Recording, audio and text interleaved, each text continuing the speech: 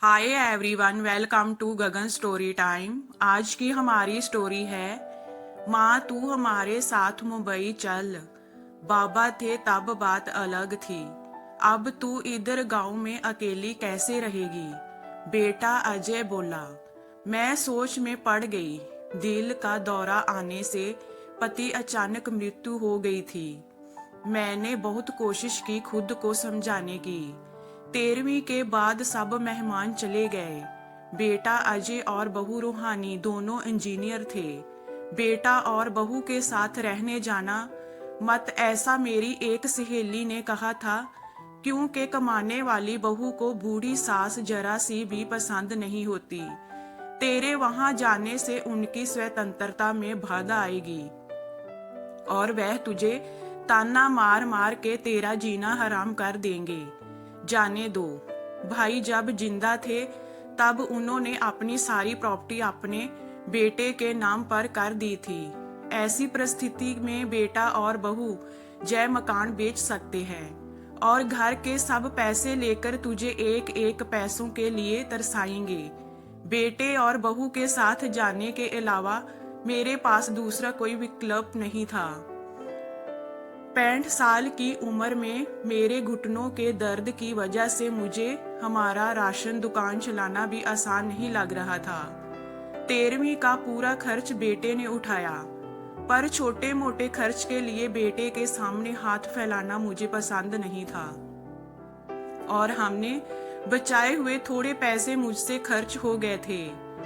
अब परिस्थिति ऐसी थी कि मेरे पास ₹50 भी नहीं थे और जय बातें सोचने में मैं अजय को कोई उत्तर नहीं दे सकी। इतने में रूहानी बोली, माँ मुझे बताओ कि कौन सी साड़ी रखनी है, मैं आपके बैग पैक कर रही हूँ। जब रूहानी ने ऐसा कहा तब मैं उसे कुछ कह नहीं पाई। चुप रहकर उनके साथ मुंबई आई। अजय और रूहानी जय दोनों मेरा बहुत ख्याल रखते थे। हम सब साथ बैठकर खाना खाते थे। उनकी याद नहीं आनी चाहिए, इसीलिए दोनों मुझे बहुत खुश रखने का प्रयत्न करते थे। मेरा 7 साल का पोता अबे तो दादी दादी कहते हुए मेरे पीछे पीछे भागता था। मैंने कौन सी भी चीज मंगवाई कि वह मुझे तुरंत लाकर देता था। ये सब देखकर मेरे मन को बहुत शांति मिलती थी। मैं सोचने लगी कि लोग बेवजह ही आजकल के लड़के और लड़कियों को बदनाम करते हैं और कहते हैं कि बूढ़े माँ बाप का सम्मान नहीं करते, उनकी देखभाल नहीं करते, खासकर बहू कमाने वाली होगी तो सास को ठोकरों पर रखेगी। लेकिन मैंने देखा कि ये सारी सिर्फ बातें थी। हर उंगली की तरह हर बहू सेम नहीं होती। आज सब ने बाहर घूमने का प्लान बनाया था। हम सब मॉल में गए। उधर घूमते घूमते अजय और रूहानी एक दुकान में कुछ खरीदने के लिए रुके। मैं और अबे थोड़ा आगे गए। आइसक्रीम की दुकान देखते ही अबे बोला, दादी मुझे आइसक्रीम खानी है।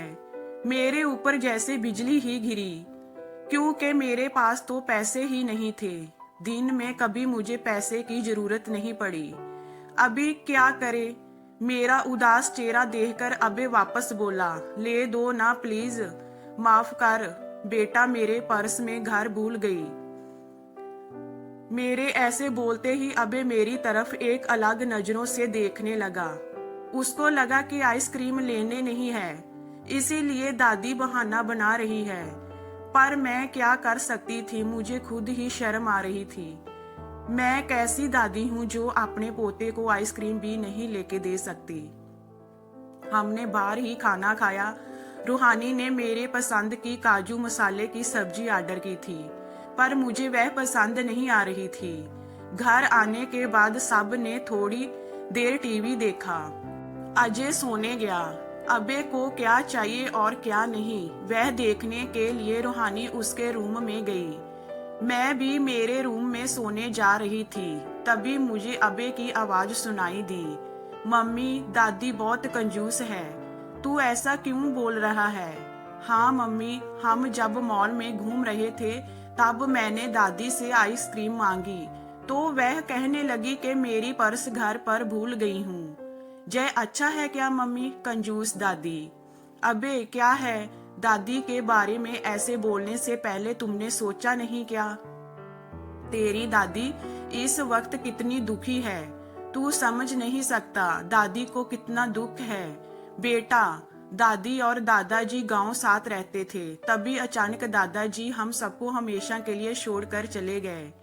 जिस व्यक्ति के साथ हम 24 घंटे साथ रहते हैं, साथ उठना बैठना खाना पीना हम साथ करते हैं, हम सब अपना सुख दुख बांट लेते हैं, वही व्यक्ति जब अचानक हमको छोड़कर चला जाता है तो कितना दुख होता है। तू अभी नहीं समझ सकता। सोच, अचानक तेरे मम्मी पापा तेरे से बहुत दूर गए, इतनी दूर गए कि वह कभी वापस नहीं आए, तब तुझे बुरा नहीं लगेगा क्या? नहीं मम्मी, मैं तुम दोनों के बिना नहीं रह सकता। अबे बोला, बेटा फिर सोच कि दादाजी बिना तेरी दादी कैसे रहती होगी। ऐसी परिस्थिति में वह अपना पर्स घर भूल गई होगी। तूने उनको कंजूस कहा, उनका प्यार तुझे नहीं दिखा क्या? जब भी तुझे स्कूल में आने में 5 या 10 मिनट भी लेट हो जाता है, तब वह बालकनी में खड़ी रहकर तेरी राह देखती है, उनके घुटने दर्द करते हैं तब भी। बेटा, किसी के बारे में अपनी राय बनाने से पहले उस व्यक्ति के दृष्टिकोण से सोचना चाहिए। यह बातें सुनकर मुझे मेरी बहू पर बहुत अभिमान हुआ। उसकी जगह में रहती तो कदापि मैं मेरे लड़के को इतने अच्छे से समझ नहीं पाती। दूसरे दिन सुबह अजय ऑफिस गया और अबे स्कूल। रूहानी ऑफिस में जाते जाते मेरे हाथ में कुछ पैसे देने लगी। ये क्या है बेटा? मुझे पैसों की क्या जरूरत है? मैं बोली। माँ, किसको कब पैसों की जरूरत पड़ जाए कह नहीं सकते। आप मंदिर जाते हो, कभी दान पेटी में डालो, कभी अबे कोई चीज के लिए जिद की तो आप उसे वह चीज ले देना। पर बेटा, माँ, जब यही पैसे अजय ने आपको दिए होते तो आपने मना किया होता क्या? नहीं ना, आपकी बहू भी कमाती है, तो आप अपनी बहू से पैसे क्यों नहीं ले सकती? रूहानी का कहना सुन के मेरी आंखों से आंसू आने लगे। जो मेरा बेटा नहीं समझ सका, वह मेरी बहू ने समझा। मेरी बहू जैसी बहू सबको मिले। मैंने भगवान से प्रार्थना की, ऐसी बहू मुझे हर जन्म मिले। लोग बिना कारण कुछ कमाती बहुओं का दुर्व्यवहार देखकर सब कमाती हुई बहुओं को दोष देते हैं। कुछ बहुएं रूहानी जैसी समझदार, सुलझी और बड़ों का आदर करने वाली होती है। तो ये हमारी स्टोरी आपको कैसी लगी हमें कमेंट में बताइए। लाइक कीजिए, शेयर कीजिए एंड वॉचिंग के लिए थैंक यू।